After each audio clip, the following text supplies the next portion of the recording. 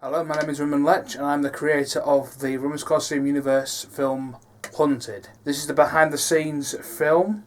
This will contain reasons for certain decisions. This will contain the reasons for certain decisions, why I made this film, unseen footage and bloopers. There will be a timestamp right now to my left where each of these things will be in case you were interested. So there you go. And without further ado, let's get right into it. Now first I have to talk about why I'm doing this. Why am I doing a behind the scenes for this short film? Now to anyone who will know a thing or two about films, yes, the lighting is off. But I like to put my own artistic take on things. So this is my version behind the scenes. You can see half my face is blooming, the other half is darkened. A bit of symbolism right there. If you've seen the film, you probably understand. But yeah, I'm keeping this as it is. So, why did I do this film? Well, 5 years ago, I announced Romans Collaseum Universe, which is, if you know Necrostorm, they've recently done something called Necro World. Now, before you may ask, no, I did not get it from Necrostorm, this universe thing. This was done 5 years ago. This is even before Necro World was announced, as far as I know. But the Romans Collaseum Universe was to bring everything together. It's more like Marvel and DC, you know, like the Avengers or Suicide Squad or even Avengers Endgame, you know, things like that. It asks a series of what ifs. What if Count Magnus and Detective Briggs captured Sicilian Joe, but unknowingly had something hunting them down? Now, there are going to be spoilers in this, so if you made it this far, spoilers ahead. So, why a Division Hunter? In terms of actual reasoning, in terms of writing, as I think hunters are cool, they're scary as shit in Division 1, knowing that they can just end your progress with just one simple swipe. You know, like in survival, you make it to the top of the, you know, to the very top, you're geared up, and you're facing something that can just take you down like that. And because of how accurate they are to human player movement, you know. And in terms of the lore, the story, Dark Roman has access to my emotion spectrum, and because I consider Dark Roman as like an alter ego, you know, like a separate personality. When I'm so mad, so stressed at something, that's how I see myself. It's like a Hulk, but a bit more personal. You know, it wasn't created in a lab. It was created through emotions, very strong emotions. I'm a very emotional person, you may guess. But that's a story behind it, and he knows that hunters scare me. Plus of a tactical advantage, they're extremely skilled. They can perform first aid on themselves. They're very manoeuvrable, as I demonstrated in that. I really tried with that combat role. It was very tough, but I didn't want to ruin any of my gear. And so, yeah, that's why I decided to use a Division Hunter. Yeah. Now, the characters I used, first it was just like, oh, pick you because you're easy to do, you're easy to do, and you're easy to do, and the Hunter's the complex one. But now I think about it, it's also shown in the way it's filmed, you know, the scenes are framed. Count Magnus is a natural leader. He's been working with the authorities. He was a bad guy himself. He stepped up and has done a deal with the authorities, basically to say, look, if I work with you, I can clear my case. You know, I can get myself cleared. And they said, okay, you sort yourself out. You rid yourself of your past. You know, cut your ties to these horrible people and work for us. And he knows what it means to be bad. He knows what it means to do something horrible. Obviously, I haven't done anything what he's done, because what he's done is stood and watched someone burn to death. You know, for a joke. when really he owed him and his friends money. But he's got like things in the past that like, you know, keep coming back to him, and it pisses him off. And it pisses him off to be face to face with actual scum who have no remorse whatsoever. And that's why he's so vocal towards Sicilian Joe. And Sicilian Joe is a scumbag, basically. He's put too much faith in the dark web. He's a con artist, he's a murderer, he's basically pure scum. If you've seen the film Anonymous A, spoilers, he dies at the end. You're thinking, how's he come back? Well, I've had ideas for sequels for films, and there's one idea I'm not going to tell you in this video because I might actually do a sequel to Anonymous A. I don't know yet.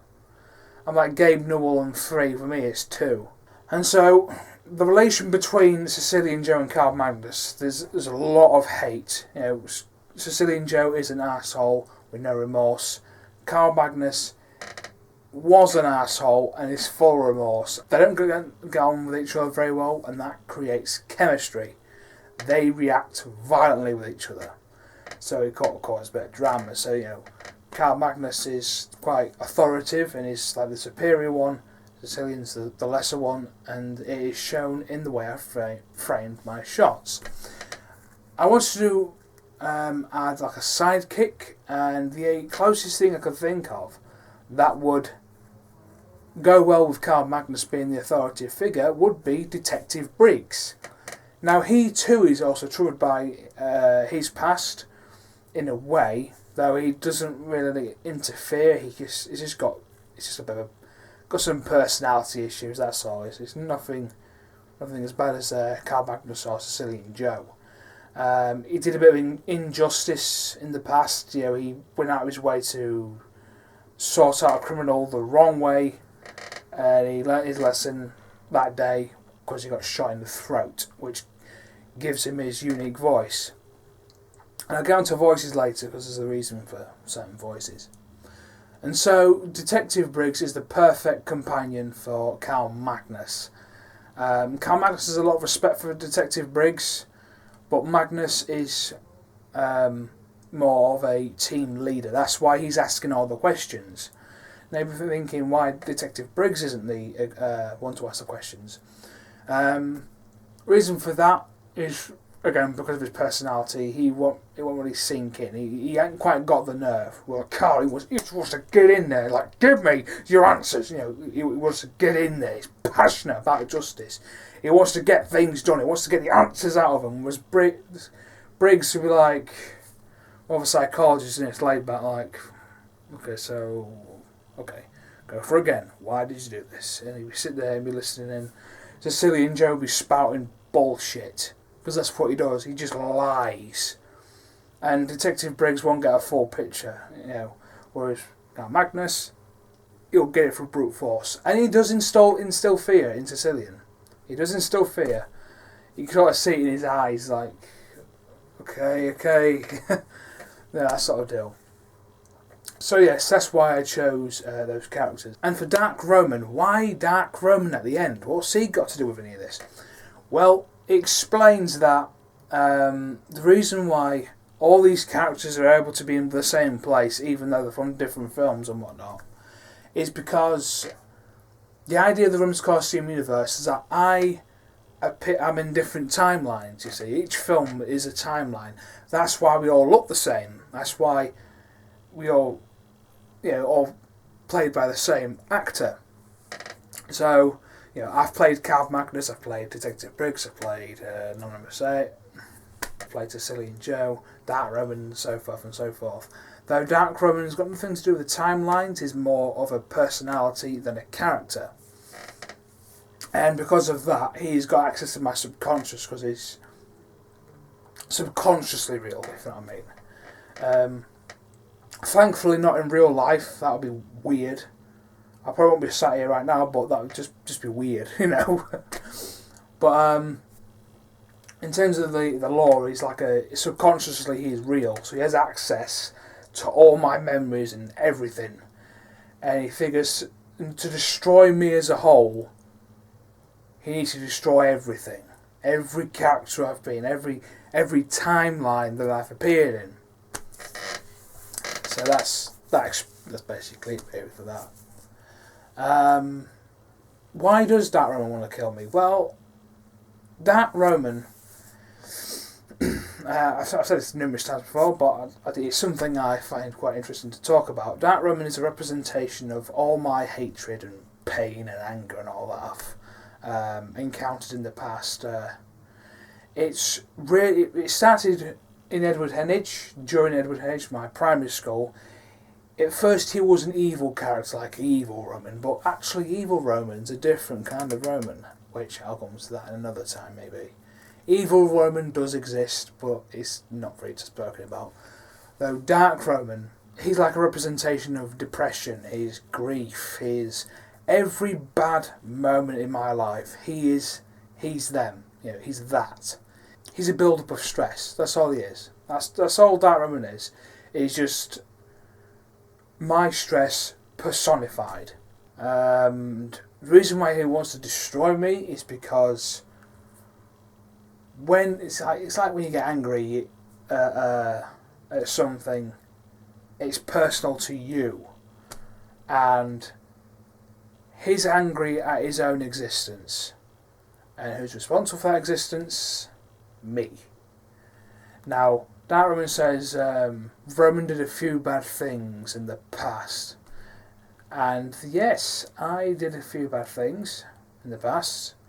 I've explained in a upcoming series, but they're not criminally bad, but it's like bad in terms of emotional reasons. I said a few bad things to people who didn't deserve it, because I was influenced by someone who I called a friend, and he's now public enemy number one. I'm not going to say his name for protection reasons, because I know friends and man knows friends that will go out their way and they will hunt this little fat bastard down. But I don't want to say his name for protection reasons because of films and whatnot, So, if I ever describe this individual, I shall call him Crusader, because that's how he's represented in a book. It's an autobiography, which is written in a fantasy style, but again, that'll come later. We're talking about Haunted Roman. We're talking about the film Haunted. So, to clear things up, yes, that's what Dark Roman is. He's just living stress. He's just living grief and depression. He's every horrible emotion. He's every bad memory. He's every bad thing that's ever happened. That's who he is. Now, voices. Why did I give these characters these voices? The easiest one to do is Detective Briggs. Well, that's how he talks. He talks like this in the films, because he got shot in the throat, which was revealed in the film Death Frame. He was shot in the throat, and it damaged his vocal cords. And I give him a bit of a Scouser accent to make him more English.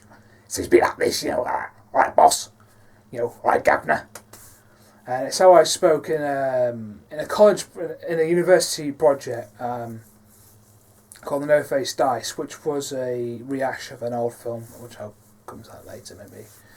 But yes, that's his voice basically.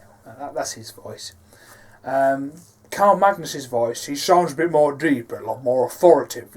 Yes, I am the authority, and you listen here, Sicilian Joe. You will listen to me, because I'm quite authoritative. I'm quite dark. I've seen it all. I've been through years of this. I've been doing this longer than you've been alive. That sort of deal. Like quite elderly, quite beaten, quite bruised, raspy. I've seen it all, bro. I've seen it all, son. I've seen it all. Now, Sicilian Joe, he's a bit of a shit weasel. He's that girl. But he's like a bit of a shit weasel. I don't fucking know. He's also a bit of a little bit of a scouse in there. He's a little guy. He's just he's just scum. He's a villain. There's a bit of villain in his voice. And with Dark Roman, well, this one's an easy one. Obviously, Dark Roman has a deep voice. So it was something like this. It was quite growly. Now, you may notice I turn myself slightly to the left when I do this voice because it helps me deepen my vocal cords. And so Dark Roman is pure hatred is dark, and he often emphasizes certain words. That's how that voice came along. I haven't quite got the best voice for things like that. There's some voices I can do quite well, some I can do quite mediocre, and some I can do very poorly. But there's certain voices I can do that I probably won't use for any of my characters. Like I can do, I sort of do Hey with the Perfect, like, guess who? Hey Chris, I got a whole surf for popsicles. Care to get one out for me? Yeah, almost get it sometimes. It's a bit hit and miss for these voices. And quite some mediocre ones I can sort of do G-Man, just like hit and miss. Sometimes it needs to, sometimes I can just get it, sometimes I can't, Gordon Freeman in the flesh. It seems you've only just arrived. You know what I mean? You could say Dark Roman's a bit of a G-Man. Like he pops in unannounced and explains things in poetry. And some voices I can do quite poorly, but you can sort of guess who they are, like Duke Nukem, I'm not gonna fight you, I'm gonna kick your ass. I'm using the similar technique, but it doesn't quite work. But some other voices, like for example, if I can go back to Carl Magnus, he's quite authoritative, you know what I mean? He's got that raspy voice, but you don't want to mess with me, son, because I've seen it all. Things like that. That sound almost completely different to my resting voice, because if I was to portray myself, I'd be quite higher pitch to differentiate from the other characters, because I'm more innocent. But the evil I go, the more evil I go. You see what I mean? So going to a more of a technological standpoint, how I got myself in 2 and 3 places at once. The way I did that was I'd work out where I'm going to stand, where I'm going to be. And that's why certain characters are in certain places in the film. Sicilian Joe's close to the wall, Carl Magnus is in the centre, and Briggs is at the door. Now, how I did that was, I took a shot, for example, the three-way shot, so that's one of my favourite ones, because it's the very first time I've ever done 3 characters in one shot that are portrayed by me, using split screen. So split screen is basically you film yourself once, and you film yourself again in a different location, and you cut the video, like physically cut the video, and splice them together. So you got one actor and the same actor in a different place. So I recorded everything in one shot, in one big take, including changing outfits, doing the acting, the voices, etc. So I start with Sicilian Joe in the corner, and I said to myself, right, I'm using that line in between the computer and the wall. I cannot pass that line. So I filmed that, kept the camera rolling, got changed into Carl Magnus, and did you lying bastard. Who were you expecting? All that jazz. And I also have to bear in mind timing as well.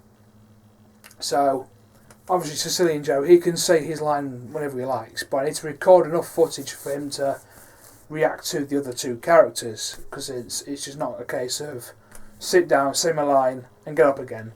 I have to sit there for for a few seconds in order to have enough footage to do that particular sequence. So I got changed, went to Carl Magnus, you lying bastard, who were you expecting? And I did it, sort of counted in my head in a way, I subconsciously counted in my head, and I turned round to face Detective Briggs, because he's going to say something. He's going to say, Cal, my phone's on the fritz, it's not coming on. So I said my line, turned round, and so forth. And then it went back again, went to Detective Briggs, got his outfit, stood at the door, and I just used that door as a reference.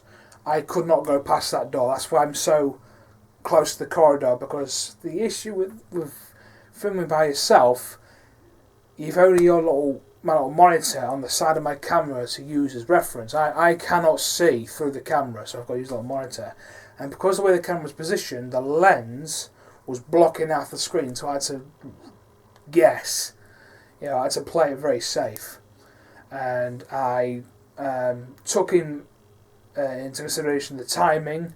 So be watching Carl, Sicilian and Carl, and I goes, Carl, my phone's in the fritz. It's not coming on.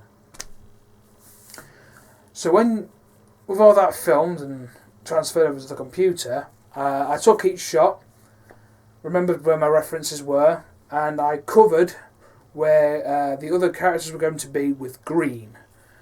Exported that as a shot, got the next one. Now with Carl Magnus, I didn't need to do anything, because he's in the centre, he's going to have things left and right of him, so he can be the middle piece.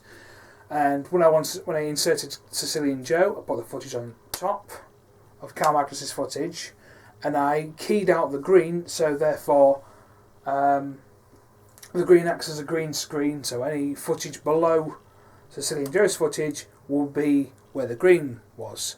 So as you can see, you can kind of gauge where I'm going with this. So you're going to have Carl Magnus in the centre, Sicilian Joe to the left. And I did the exact same thing with Detective Briggs. Keyed out all the room but the door. And so you end up with a three-way split screen.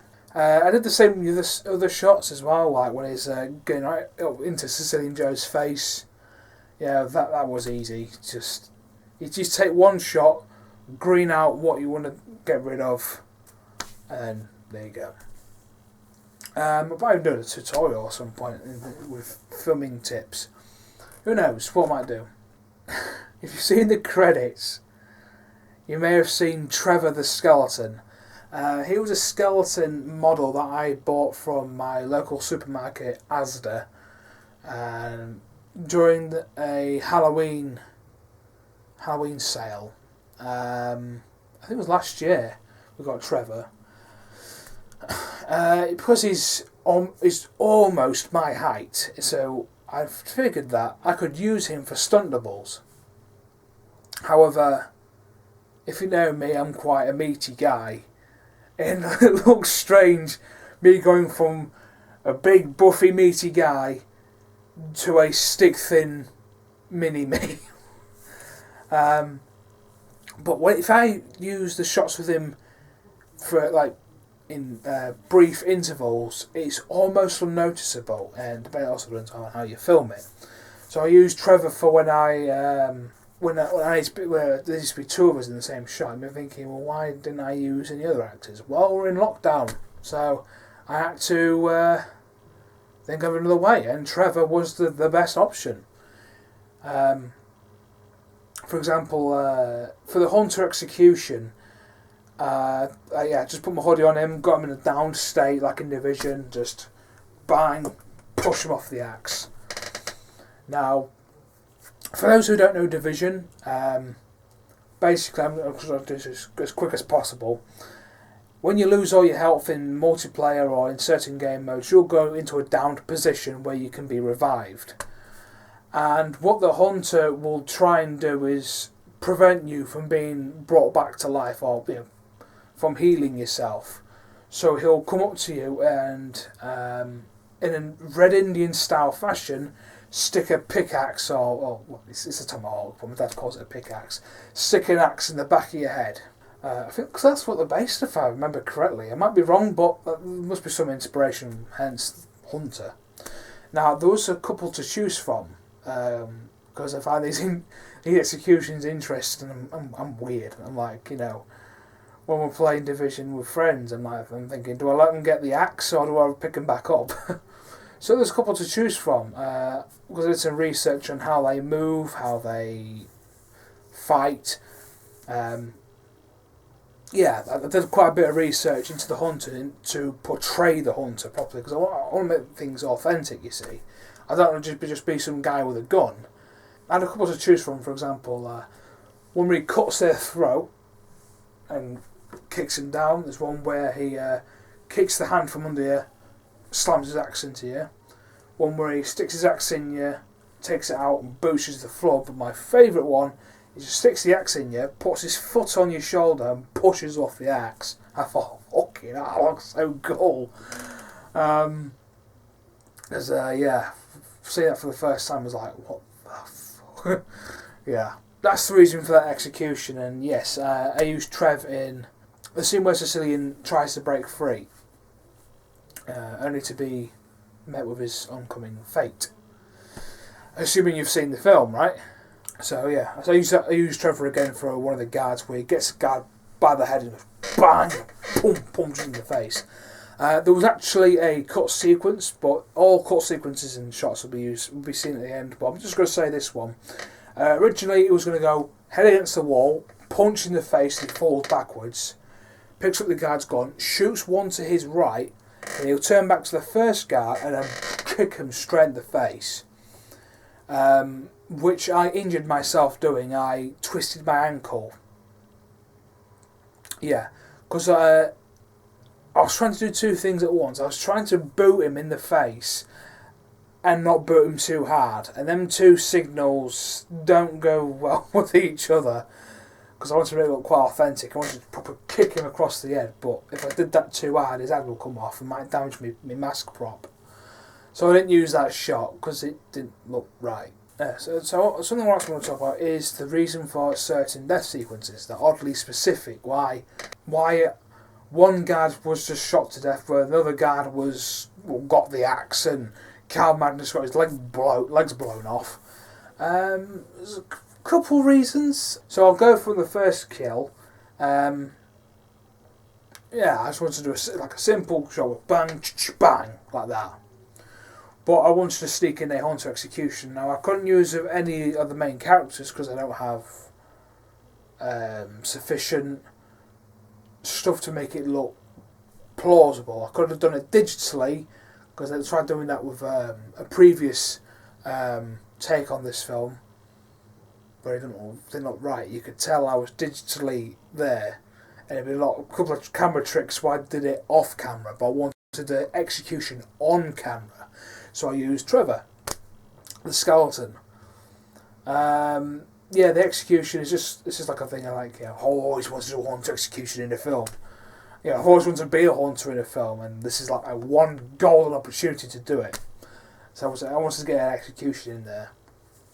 The next kill is Carl Magnus. Why his legs got blown off? Why my face was like that? Because I think 7 years ago, I did a film called Rome of Duty, which was a Call of Duty parody and a nod to mine and Jake's style of, our original style of playing Call of Duty Black Ops.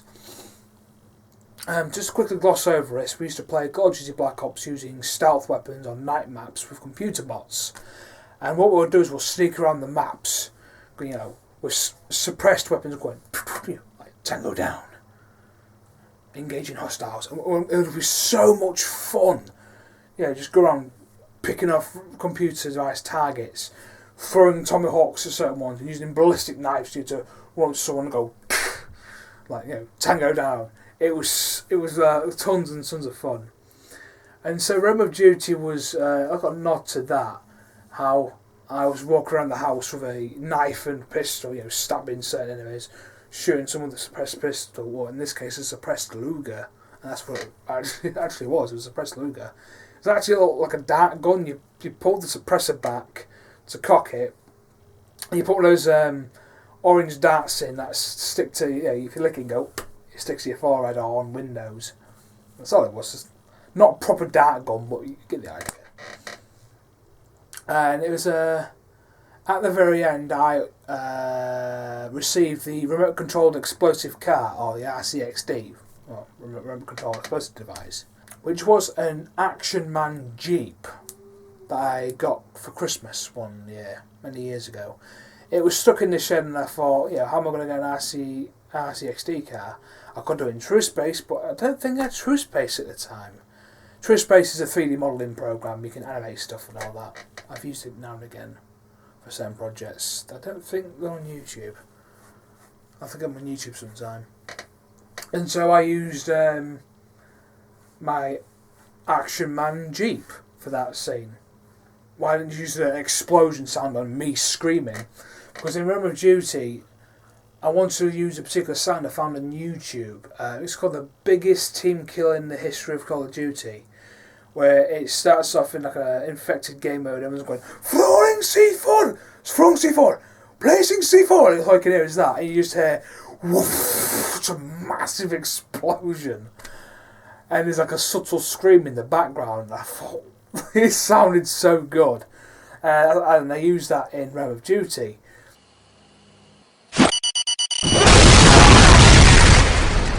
Now, originally, Cal Magnus was supposed to be blown up by a sticky bomb from Division or a Seeker mine, but given the time that I was filming it and my deadline, which was Easter, I couldn't quite figure out how I was going to get it. I could have done it in Gary's Mod, been meaning to set up my Elgato and filming it and making sure it was all angled properly. If I didn't set myself a deadline, I would have took a lot more time on this. Got new other actors, but I'll see what I can do in the space of a couple of days. Hence why it's not as good as it could have been. So yeah, that what I ended up using was a fucking weight from a barbell. Well, like one of the weights from a barbell outside. I think it has been out there for a while because it's got green moss growing on it. It's supposed to be a landmine, basically. And the reason for why I went at it is because I did that in Romans Duty again. You know, when you notice that there's a car there, it's like, there's a car. Yeah. It's like a little nod to an old film. Use the same sound as well. Exact same sound. Now, you may be thinking, a landmine will just kill you, right? Well, because this is Romans Collaseum, sometimes things don't quite kill you straight away. And I thought, well, I might play with some effects here. Originally, Cal was supposed to wake up on the floor like, oh, I'm fine, and just go, blood comes out of his mouth, turns on his back, and he reveals that he's got no legs. So what I decided was, when I was filming something, I'll quiet the music down, make Cal get up and think, oh, I'm fine, my power armor protected me. He turns on his back, looks down and realises, oh, I've not got protection on my legs, and yeah, his calves have been completely blown off his legs. And he's like, he's going into shock, and then the hunter comes out and think, oh shit, Cal's got it, and he just basically shoots him while he's down, kick him on while he's down, and so Briggs sees the whole thing, is like, oh shit, Cal's dead. Now, I wanted to preserve Detective Briggs for the ending sequence, so Sicilian Joe was like, well, I'm not being restrained, he's too busy moping over Carl Magnus, I'm just going to get the hell out of here.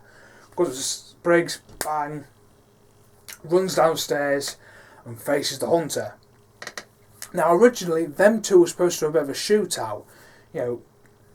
Sicilian goes behind the door, like bang, bang, bang, bang, bang, firing at the hunter. Hunter fires back. But I realised, no, less is more, isn't it? I don't just draw out an action sequence for the sake of it. So Sicilian goes, probably like that, unloads his pistol at the hunter, bearing in mind he's only got a single clip in his gun. So he wasted all his bullets on this one guard, runs downstairs, unloads the rest of his bullets towards the hunter, which completely miss, and he makes a mistake of running out into the open to see what's up with his gun, to look up only to see the hunter is, practically bounding towards him. His impending doom stands before him. And I wanted to use some blood effects. Now, this is disgusting. I'm sorry for to gross any of you out. It was more disgusting for me as it is for you guys to know what was going on set. I had some old red food colouring. When I say old, I mean it expired last year. And in the mouth it went. I want to do some blood effects. I just want to get good at those. I want to get good at doing like, gore. I'm stepping things up a bit. So the idea is that the hunter shoots Sicilian in the gut. He goes flying. He gets the radiator and goes, coughs up all his blood, coughing blood out. Now, because I'm coughing blood, it went down, not my windpipe, thankfully, but went down my my other tube. I don't know what it's called medically. And I could taste nothing but red food colouring. It tastes disgusting. It is minging. But I do it because I'm passionate for films. And it looks quite good. It looks like I'm coughing blood out for real. And yeah, that's why I did that. So yeah, those who've seen the film, I'm thinking, why the fuck did he just kill all those people to then pick up some cream eggs and walk out? Now, originally, he was going to shoot Sicilian in the gut and watch him die or leave him for death. I can't remember what I was thinking at the time, but shoots Sicilian, leaves him for dead, and walks off into the distance. Now, my dad said jokingly, "Well, why don't you?" So he picks up, he picks up some cream eggs because it was tipped some at work. Yeah, and I thought, yeah, fuck it. It had a bit of humour in there. It's Easter, isn't it? And so it plays on the idea, was he actually hunting us down, or was he egg hunting? Because there's a division hunter. That explains why. That's also one of the reasons I chose to put a hunter in there, because one of the Easter traditions is the Easter hunt. And yes, you can put two and two together. Easter hunt, division hunter, hunt. Yeah. That's why he picks up some cream eggs, because Easter. And it's tiring work kicking ass all day for a living, and scaring the shit out of division players. It's hard work, he needs his energy, so he takes the cream eggs so conveniently there. Another thing I'd like to talk about, sound. First thing, why do the Swatanians, who are basically a hellish strike force featured in the 6-part series called Christopher, have Half-Life 2 combined soldier voices? Now, I didn't want to use my voice, and I needed a voice quick. And I thought the first thing I could think of was the combined soldiers. They've got such a distinctive voice. And I thought, the combined sound evil, the Swatanians are evil. 2 and 2 go together. That's why I chose the combined soldiers for Swatanians. There's a lot of foley I recorded as well. For example, the footstep sounds when I pick things up, when I lift the table. I did that to make it more authentic. It's not something you pay attention to. You're watching the film and you're not paying attention to the sounds. But it's something I wanted to do really. I wanted to make it more authentic, because normally I just cut out all the footsteps because there's a lot of wind going on outside, there's dogs barking, there's birds chirping, it'll sound daft. Even some bits where wild lines.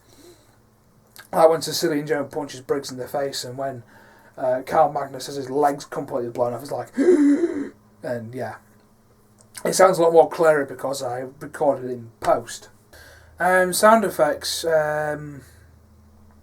because they're from different sources and all the sources aren't really referenced, I don't take any credit for the sound effects. All sound effects and digital effects belong to their respectful owners and creators.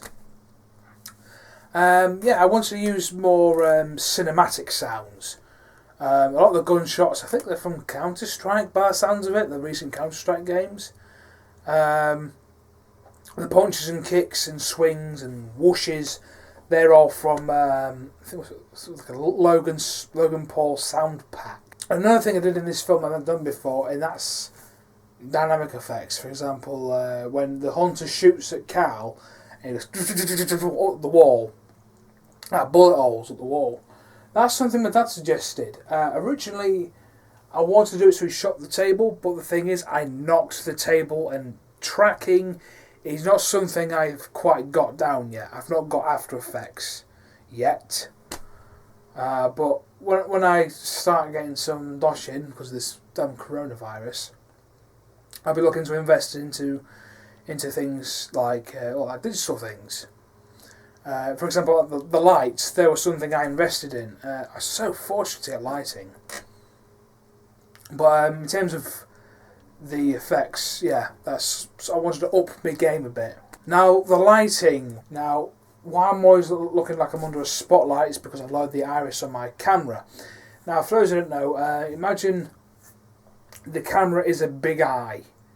And you know how when you're indoors or in a dark place, it's pitch black. And if you're in there for a while, you can see a bit better. And if you go outside in broad daylight, your eyes are like, ooh, yeah, like everything's just blinding. And then she slowly becomes like manageable. It's not as bright. That's your iris in your eye growing and shrinking to let in more or less lighting. Same with the camera. If I do this, I lower my iris, I of course get darker, and to the point where the iris closes. When I turn it up, the iris is fully open and I'm bright. And so, yes, that's basically the iris. I use that at the end as well with Dark Roman and Briggs. I really closed the iris and I shot a ton of light at the subject.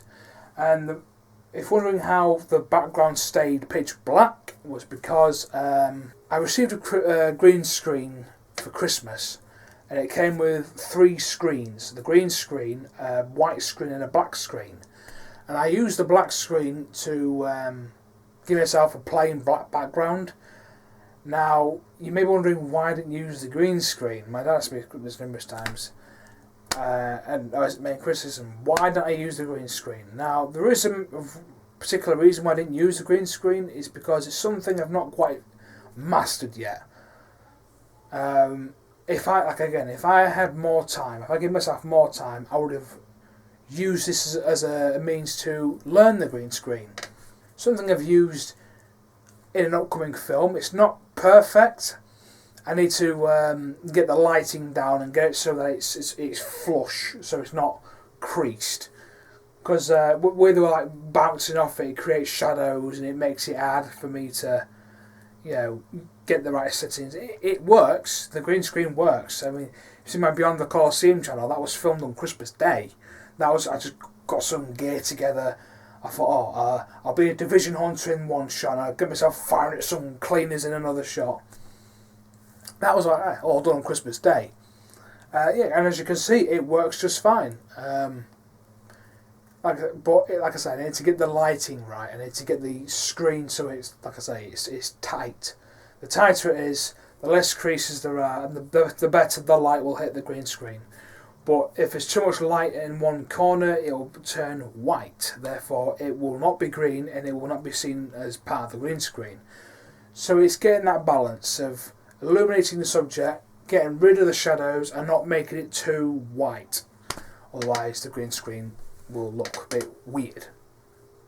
And yeah, you've ever seen over the years, I have improved with green screens because I actually have one in the attic, which I'm going to bring down and use for the floor, which has got a plain sheet, dyed it green, pinned it in the attic and got some generic shots.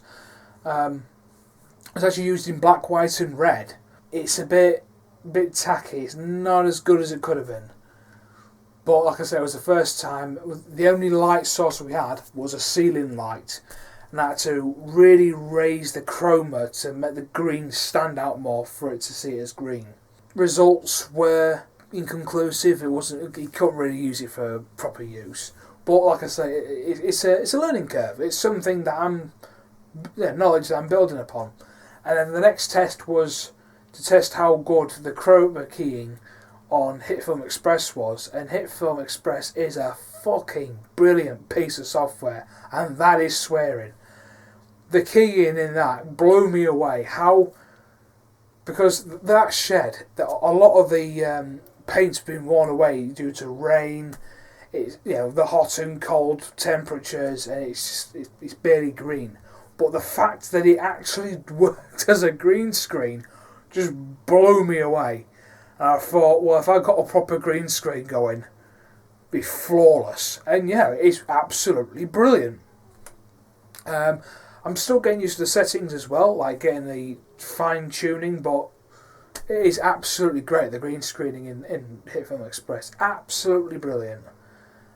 So yes, thanks Jake and Esmond again, and I've thanked you so many times, but I can't thank you enough for giving me the power to edit. It feels good. Music, that's an interesting thing, I can think. Yeah, so music. At the very start, it's something made by a friend of mine called Connor Stevenson. I wanted to it was designed and made for a game called Incarnation, which I made for Scratch. It's like a Five Nights at Freddy's clone. Every hour that passes, a jingle would play, and depending on the difficulty, the more sinister it sounds. And that one's used for day 4, or like level 4, which is like the hardest difficulty. Yeah, I suppose it sets the scene. It's a sinister atmosphere. It's a sinister film. The Huns are taking on Romans Collaseum characters, and I suppose it sets the scene, I suppose. And I wanted to get me the credit, so that's why I use that. I use a track called Stealth Music. I think it's called Stealth Music. Something that's got a bit of tension, but not too high. You're not really suspecting anything. You think, these good guys have been hunting this bad guy down, right? That's what it's all about. But the second they hear like a that was like an EMP blast that the hunters can do, something bit more tense starts playing. You think, they're onto something here, that something's hunting them down. That's Junior from Division 2. That's a bit of a hint as to say, it's Division related. And then when you initially see the Hunter, it plays the Hunter theme. Yeah, because it's the Division Hunter, and it's my favourite soundtrack in Division 1. No other reason. I could have used Poisoned Diner, because that plays during the Agent Edwards mission, I think, where it reintroduces the Hunters again in Division 2. That was something I was so close to using, but I thought, no, I'll keep it original. I'll keep it to the Division 1 Hunter theme. And it goes back to the stealth music, and then when it's with Dark Roman, ironically enough, the track for that is called Dark Ambience. Who would have guessed? And for the credits, it's a remix of E1M9 called Secrets and Lies. Well, the track is called Secrets and Lies. I think it's like Project Phobos or something.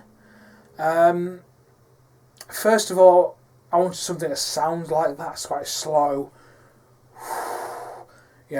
So that sort of lowers the tension.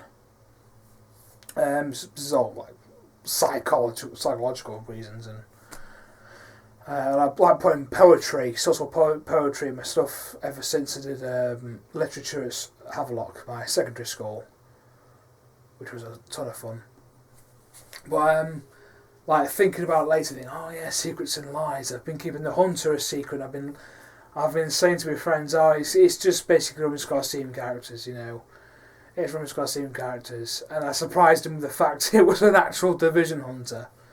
So you could say that. It's relevant. It's relevant. And now for the fun part: bloopers and unseen footage. I think as I started mentioned at the start of this film, or in the description somewhere, I can't remember when I started. When I mentioned this is actually a rehash of an attempt I made. I think it was around the same time I announced the Collaseum Universe, which again was 5 years ago. So I think it was like I put below when I started it. Well, I think it was around like 4 or 5 years ago I started this short film. It was going to be downstairs. It was the same characters, same plot situation. You know, who are you talking to? Yada yada yada. And you know, I don't know anyone. Sicilian talking. And suddenly they're being pursued by a hunter. But the trouble with it was I didn't plan it. I tried improvising. It didn't work. It went to cock, basically. And so this film is actually a recreation of that. For what I filmed and what I had in mind for it. And I actually scripted it. And it worked. Though I think the Dark Roman thing, if I remember correctly, that he wasn't going to originally appear in it. That was like a last minute decision, I think. Should I do it should I tell it with Dark Roman? Oh yeah, because he did the timeline thing and brought the worlds together, so he can explain it and be the first film to properly introduce himself. So yes, enjoy some cut sequences. What I'll do is I'll take where it was going to be and edit this shot in, and so you can see how it plays out.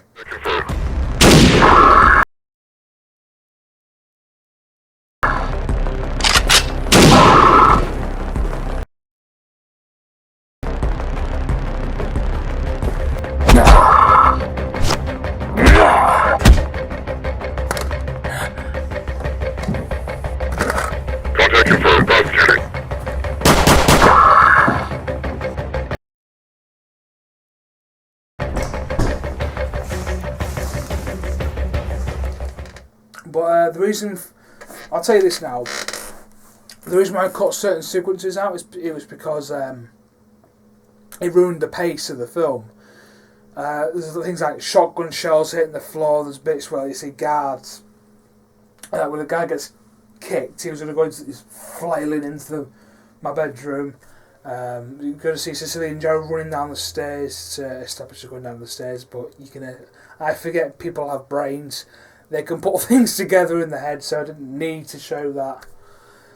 So yeah, and there are some interesting outtakes, including a 7-second fart I did, which is quite impressive. How much to start, how much gas and release it on camera for you to enjoy. So thank you for watching. Hope you found this interesting. I should do more BTS in the future. This time with better lighting, but there's a theatrical. But there's a reason why I'm doing it like this. Is to I explained at the start of the film, light and dark. I need to learn to shut the fuck up. And so enjoy the cut footage and the outtakes and bloopers. Hope you found this interesting. If you didn't, sorry. And I'll probably see you in Last of the Light, Romans Collaseum Games, or maybe another channel. Oh, and do prepare for consequences. I've lost the fucking voice.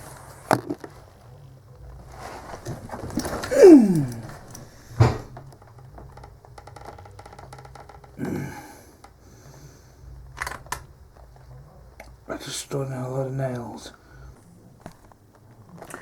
So in that previous shot, I stood on these things here. They're nails. Things to keep the carpet down. My foot went straight onto that. Yes. But it's all part of the fun. So enjoy the rest of the bloopers. You lying bastard! Who were you expecting? Oh, I feel a bit reptile there, didn't I? Oh, I love that line. You lying bastard. I've got some good lines in this film. Just some hellish strike force Christopher used to fight years ago. You better start opening up, or else I'm going to start force fit. Oh, no, try again. Let's do this.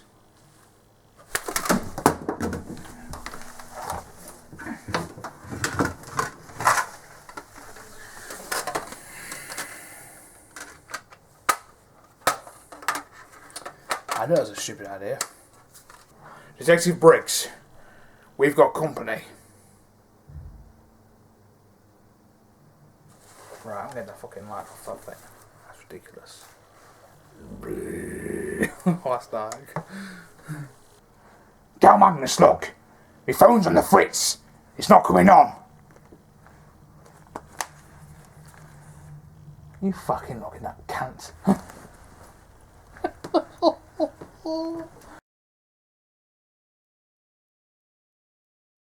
Just some hellish strike force Christopher used to fight years ago.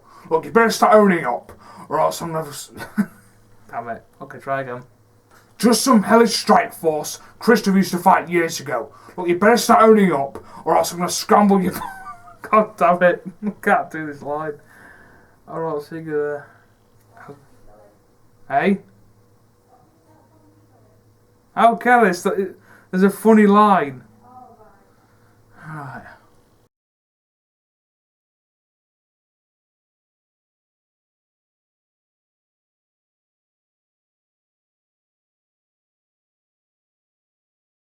Cock and ball torture, Dr. Freeman.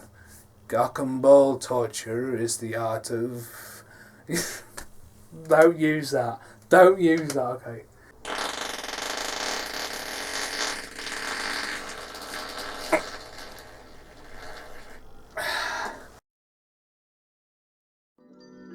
You have been watching the Beyond the Collaseum channel.